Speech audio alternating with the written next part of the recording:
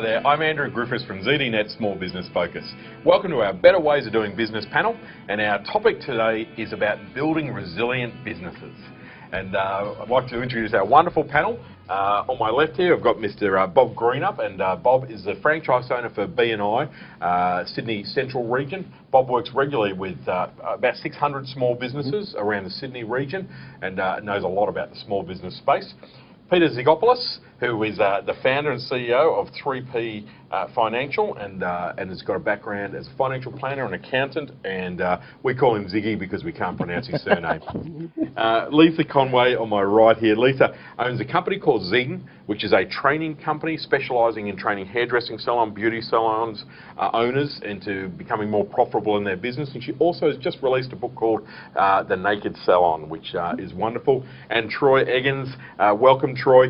Troy owns a company called Trojan Tech Group. You've had that for 20 years. Correct. And everyone tells me that you're Mr. Passion when it comes to customer service, and we'd like to hear that in the small business space. Fabulous. Righto, team. Resilient business. What's a resilient business? What's it mean to you, Troy? I think for me it's flexibility. It's being able to bend when things change, when things are tough, when you feel like curling up in the fetal position and sucking your thumb. That's when the resilience shines through. That's where the resilience, when you're going to get back up again and Every go small again. business owner watching this understands that moment. We all You've got the corner picked out. Yep. I think that's, knowing when to rest and sort of recover and go again, I guess. Okay, so you look at resilience as about yourself as a business owner, making sure that you're resilient. That's your and the business, the processes you build into it, and having flexibility and a culture of flexibility. Okay. I think for us, having a team that knows, things change. We're in technology, so things continue to change. Yep. You can't have rigid mindsets in that business. I think rigidity just doesn't work these days, does it? It's not a element that you look at. A rigid business is not one that's going to be around for a long time. So, what about you, Lisa? What does being resilient in business mean to you? Two things. Probably looking ahead. They say, what's the safest thing you can do when you're in a car? And that's looking ahead. So you need to concentrate on what's coming. And in hair and beauty salons, I think safety in numbers. Because if you've got 2 staff members and one's sick, one's on holidays, if you've got 10 and one's sick and one on holidays, you're okay. So for me, it's about the safety in numbers. So resilience is building a big enough business that if there are challenges and issues, it's not dependent on one or two people. Not the only person who can do that task. You need to have more than one person who can do, this person or that skill, or that'll work on Saturday, that'll work on late nights or something, and the more numbers you have, the safer it is. Because the hardest part is getting up to 5, I believe. Mm-hmm. After 5, my mother, who had 9 children, said after 3 it was easy. So it's a bit like that in business, I think. Yeah. Speaking about large families, we'll go on to Ziggy. We Greeks, what does resilience mean for you, Ziggy? Well, look, I mean, the word rigidity was used before, and the opposite to that is flexibility, isn't it? So I think in business you need to be flexible, so that from, as external factors change, as conditions change, then the business can adapt. So you've got to have that flexibility to be able to do that. And then on a personal level, it's that, resilience of being disciplined to continue doing what you're doing day in, day out, knowing that it'll all be worth it. Because there's plenty of times where you don't think it's worth it and you just want to say, who said going into business was a good idea? Yeah, who said it was going to be easy? Who said it was going to know your purpose, right? Yeah. Know your purpose. I think something that I really feel strongly about when it comes to business resilience is the ability of a business to evolve. It's not about changing. I think change is really quite passive, and evolution is being much more strategic about it. Evolution means reacting to what's happening around you and coming out better to survive. And evolution seems a strong word in a small business space. Those businesses that have been around for a long time and have somehow gone through the GFCs and the ups and downs, the introduction of technology, whatever it may be, small businesses, but they've managed to survive, is because they keep kind of coming out better. They're introducing new systems, they're changing, they're evolving. You go, it's a real key for resilience that I've noticed in businesses. Yep. So what about you, Bob? What's your take on resilience means a couple of things to me. I mean, one of the things I do see small businesses in particular get it wrong. They'll get a major client and think, great, I've won the lottery. Yeah. And they'll have a client that's 30, 40, 50% of their business.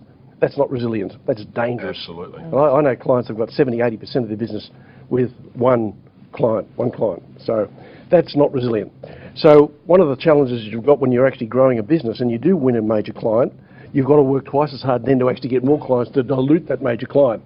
So that makes that you've got to get back to resilience as you actually grow your business, because your resilience will change over time. And the other thing you've got to have is a team around you that actually are flexible and are adaptable to the challenges that go on in the macroeconomic environment, the GFCs and so on. When they hit, it's your staff that will get you out of trouble. They're the ones that are going to go the extra yard. They're going to come up with innovative solutions to make sure your business gets through. They've got as much skin in the game as you has, almost. So if you've got the culture right, they'll get you through it. But make sure you've got that dependency on your clients diluted so that one client goes. It's a bit like your numbers game, Lisa. Same thing with your staff. But even with the staff, everybody's leaving. It's just a matter of when. So I find, you know, I have a staff member that they're not happy with, but they don't rock the boat. I think, why do we let them choose when to leave? Why don't we raise the standard and then they jump? Well, don't you think that leads on to another point, though, which I think is very relevant these days, that resilience is also about your timeliness to respond, which is a little bit like that evolution. But you don't have the luxury of sitting back for 3 or 4 years and seeing what happens. And I see so many industries that are in decay where whole industries are struggling to survive, and you look at it and go, well, this is not new. What's going on? It didn't change. Like e-books and things didn't appear yesterday. They've been around for many years now, and changes in technology is changing what people are buying. But the industries are slow to react, and I think small business, we have to be. We're at the cutting edge, we're at the front, the coalface, all those kind of terms. We have to be able to react to what's going on much quicker even than larger corporations. So what's your take on that? You've got to be able to read what's coming across the horizon, I guess. You know, Kodak didn't adapt. They didn't do that very well. The Sonic Walkman. I know you've still got one, Troy, but you've got to let it go for an iPod. I'm old school. But they're great examples, and we can laugh at them, but there are many small businesses that have not survived simply because they didn't react quickly enough to what was going on. I remember a lady doing her hair, and she didn't want to have a colour because she was pregnant, and I thought, what's that about? You know, and it was the beginning of people wanting to know what was in the ingredients. Yeah, right. You know, and in my day, showing my age again now, but we'd wind perm solution in our hands. Now they don't do that. If they do a perm, they wind it, then they put it on, so the chemical doesn't touch your hand. And people want to know what ingredients are in their shampoos. I remember, you know, the first hippie that came along and read the bottle, I thought, have a look at this girl. So you've got to pick up those trends. Washes your hair, what do you want to know for? But now there's a really strong swing towards they want to know the ingredients. They don't want, you know, the chemicals and the paraben-free and sulfur-free. Well, I guess Anita Roddick was onto that way before everybody else. Absolutely. Well, and this is where, again, I think resilience comes from being able to read what's happening in the market. Like if you own a food business these days and you are not using more organic, more responsible foods, if McDonald's or a big name can turn around and say we're not using caged eggs anymore, or caged hens laying those eggs, or whatever it might be, the writing's on the wall for all those things. But I think again there can often be a reticence that, you know, kind of maybe this stuff will go away. Maybe people are going to stop caring about what's in the shampoo, or maybe people are going to stop doing this. Anyway, just to take that off on a slightly different tack then, we often, again, talk about technology and various things, and we as a group have done that as well. I mean, how does technology fit into resilience? What's your take on that? Oh, well, technology's if you're going to be competitive, you've got to embrace technology. You don't have any choice. Your competitors are going to do it if you don't. Where it affects resilience is you've got to make sure you've got a team of people that can keep up with technology, so you can adapt. Because one technology today, 5 years down the track, you're going to be the obsolete guy on the back. So you've got to be constantly replenishing your technological mindset. So you don't just find a solution and think that works. Why would it? It's working. It ain't broke. Don't fix it. Don't go there, because eventually somebody else will have a better way of delivering the product. Well, and a little bit for those of us with a bit of grey hair, perhaps, Peter, that you would look at that and turn around and say, again, we didn't have to. I look back at, I bought my first business 30 odd years ago, and I look at it, and you put something into place, and that was it. That was it for the next 5 years. Not now. You didn't really have to give that a whole lot more thought. You had an inventory control, or you had this, or you had that. Nowadays, it's 3 to 5 years. That's it. Everything changes so quickly that the resilient, again, comes back to that point that the resilient business owner is able to be agile to use. Just accept it. That's what it's going to be. You've got to keep adapting. I'd say less than 5 years too, Bob. I think so too. I think it's almost. I think it's ongoing. We look at 1 to 2 probably. In your industry. Yep. And so what I take out of that, though, the most important part of that is you've got to have the right headspace and you've got to have the right attitude in your business where you're not afraid to embrace that new information, the new technology, whatever it might be. Whether it's a new system, it's a new way of interacting with people, it doesn't really matter. But at least if you're open-minded enough to be encouraging that, your business is going to be more resilient. I think being nimble and being in small business, you can change quickly. And being there's opportunity there to be the leader in the space. So there's been plenty of designs we put in that, you know, I don't know. I've looked back and think what made me think that was a good idea. Good idea, but in the end it was. But it was being, you know, getting stuff imported that because I knew this was the right design for a job. It could have gone. Well, look at tattoo removalists. You know, people who are removing tattoos now. Wow, Yeah, a lot of work for them. It's a growth business, isn't it? Absolutely, you know, and skin needling, and there's so much. You think about these things, you know, I didn't know. I think I was 46 before I did laser hair removal on my legs. Now my daughter's doing it, she's 25, like it's incredible. But 5 years ago, you know, unheard of. So what about some other elements of resilience though? What about managing your dough? Managing money? Well, I was about to say that. I thought you might. Yeah, maybe it's my accounting brain coming out again. But I think you need to give your business every chance of surviving for the long term, or at least being prosperous. And too many times I see people using their businesses like the home pantry. You know, they go up to the pantry and just grab everything, and they're putting too many private expenses through the business, pulling out too much money.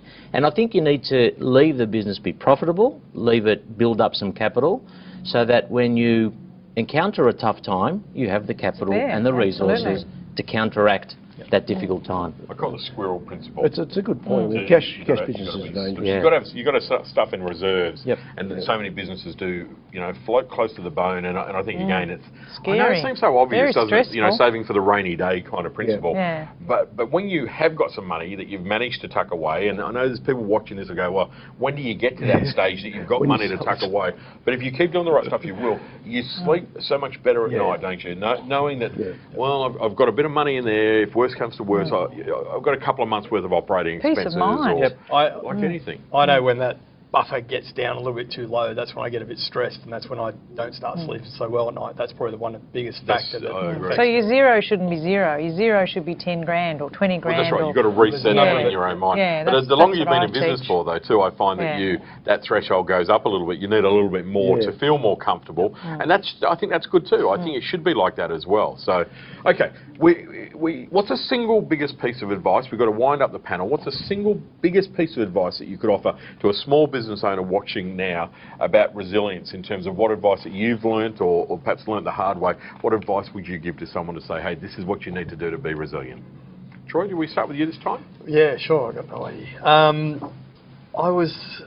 I had a different idea before, and then I think listening to Ziggy, it's probably for us a lot of the stuff we built over the years is we're a small business and we operate like a small business, but there are certain things in the business where we've got to think like a big business.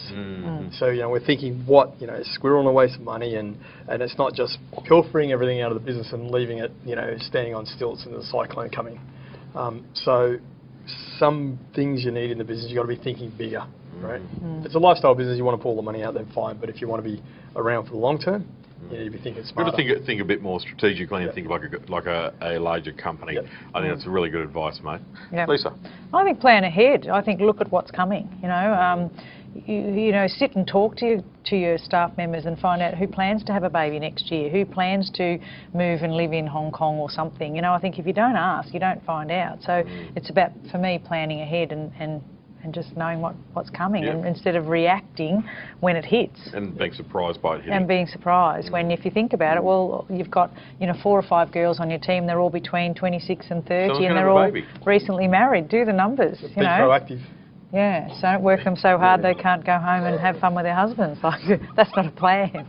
Ziggy? Look, I try and come back to when you have those times of, you know, you're feeling maybe down and stressed or whatever, come back to the purpose that you got into business. And I come back to, for me, my business is called 3P Financial, and it's all about having a passion for people to prosper.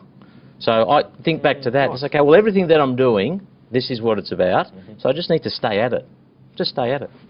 Yeah, great. I love it. Thank you. Bob? Look, I think most small businesses make the mistake of actually getting too close as the owner and the employee of the business. They actually need to separate that. Treat the fact that you've got a business and it's a risk asset, and treat it as a risk asset. Pay yourself a salary, no matter how mediocre it might feel at the time, but separate your role as an employee of the business from the risk asset that you're running, and make sure you've got the cash flow within the risk asset to keep it literally resilient for the future. Separate the two, because too many small businesses actually just merge it together, and they just see, oh, I've got more money in the bank, I'll go and buy a boat. It doesn't work like that. You actually do need to treat it as a business entity. It is a risk asset, respect it. Great.